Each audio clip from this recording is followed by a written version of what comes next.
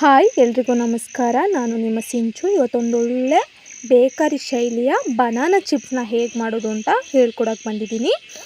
ನೋಡ್ಕೊಂಬರೋಣ ಬನ್ನಿ. ನೋಡಿ, ನಾನೊಂದು 4 ಬನಾನನ ತಗೊಂಡಿದ್ದೀನಿ. ಚಿಕ್ಕದಾಗಿ ನಾನು ಬನಾನನ ಹೇಗೆ ಕಟ್ ಮಾಡ್ಕೋತಾ ಇದ್ದೀನಿ ನೋಡಿ.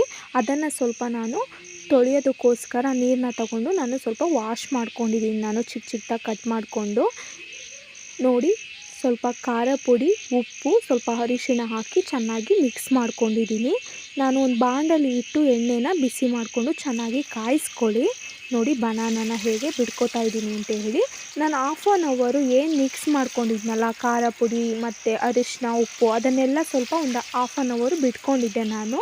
ಅದು ಎಲ್ಲ ಚೆನ್ನಾಗಿ ಖಾರ ಪುಡಿ ಎಲ್ಲ ಸ್ವಲ್ಪ ತಗೊಳ್ಳಿ ಅಂತ ಹೇಳಿ, ಹಿಡ್ಕೊಳ್ಳಿ ಅಂತ ಹೇಳಿ.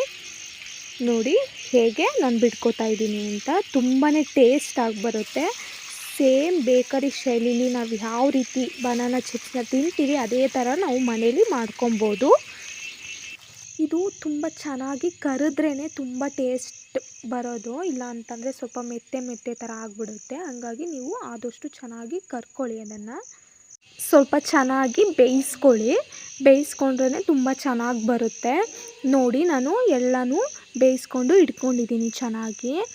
ನೋಡಿ, ಸ್ವಲ್ಪ ಉಪ್ಪು, ಸ್ವಲ್ಪ ಖಾರ ಪುಡಿನ ಹಾಕಿ ನಾನು ಹೇಗೆ ಮಿಕ್ಸ್ ಮಾಡ್ಕೊತಾ ಇದ್ದೀನಿ ಅಂತೇಳಿ. ಲಾಸ್ಟಿಗೆ ನಾನು ಎಣ್ಣೆಯಿಂದ ಎಲ್ಲ ತೆಗೆದಾದ್ಮೇಲೆ ಸ್ವಲ್ಪ ಖಾರ ಪುಡಿ, ಉಪ್ಪು ಅಷ್ಟೇ ನಾನು ಯೂಸ್ ಮಾಡ್ಕೊಂಡಿರೋದು.